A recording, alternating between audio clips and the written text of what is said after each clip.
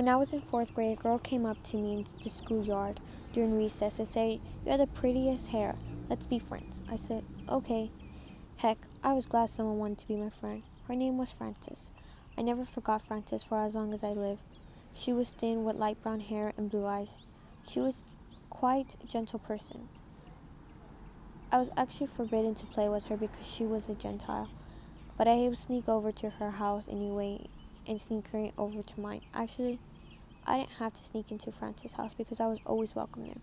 She lived past the cemetery on the other side of town in a frame house that we entered from the back door. It seemed that dinner was always being served at Frances' house. Her mother would serve it on plates she took out of a wooden china closet: ham, chicken, potatoes, corn, string beans, sliced tomatoes, lima beans, white bread, and hot biscuits, with lots of butter. And I couldn't eat any of that. It was try-free, not kosher for a Jew to eat.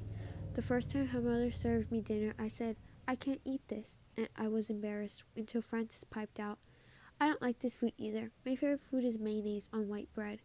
That's how she was. She would do little things to help you know she was on your side. It didn't bother her one bit that I was Jewish, and if she was around, no one in school would tease me. I would take pennies from the store cash register so Frances and I could go to the chapbook movie theaters. It cost only 10 cents. Or we would cut through the town cemetery on the way home from school so Tate wouldn't see us. We'll spend a lot of afternoons sitting on headstones talking. You know, I'm spooked out around dead folks. To this day, you can get me near a graveyard. But when I was with Frances, it didn't bother me one bit. It seemed like the easiest, most natural thing in the world to sit on somebody's headstone under the cool shade of a tree and chat. We'll always linger to the last minute, and when it was time to go, we'll run to separate directions to get home.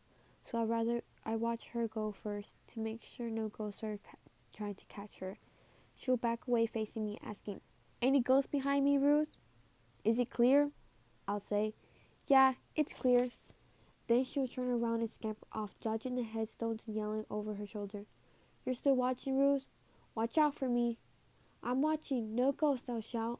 Then after a few seconds, I'll yell, "I'm counting now."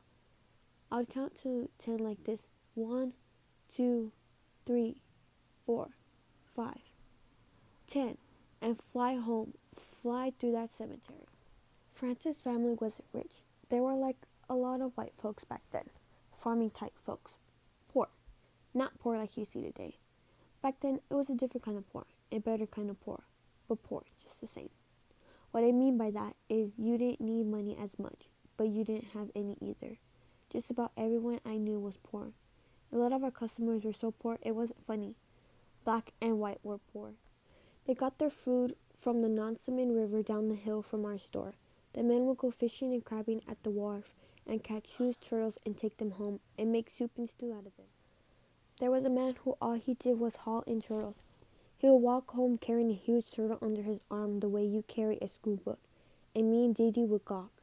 Sometimes he would stop at the store and buy various ingredients for his turtle soup, various spices and garnishes. That turtle would still be alive, kicking and trying to get away, while the man was standing in the store, pouring over the vegetables, buying garlics and peppers to cook with it. I used to feel sorry for the turtle. I wanted him to throw them back in the water, but I wouldn't say that. "You crazy? Shoot, he wouldn't throw them back in the water for nobody. They were his dinner." Folks are poor and starving, and all I have to admit, I never starved like a lot of people did. I never had to eat turtles and crabs out of the wharf like a lot of folks did. I never starved for food till I got married, but I was starving in another way. I was starving for love and affection.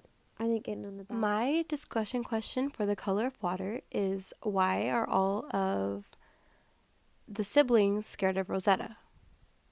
And, well, personally, I believe that, you know, although she may be the eldest, I don't think they should be scared of her. I think they're scared of her because she's older, because she has more knowledge and is wiser and holds like a bigger title towards all of her siblings.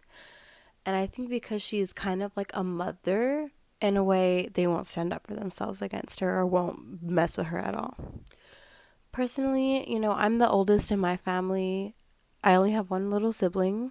But I wouldn't want him to be scared of me and not talk to me, you know. And Rosetta may feel a different way. She may not want to be bothered, but personally, you know, I would want my siblings to come for me if they needed anything. If I had played such a motherly figure and was so old, you know, I wouldn't want them to mess with me at all.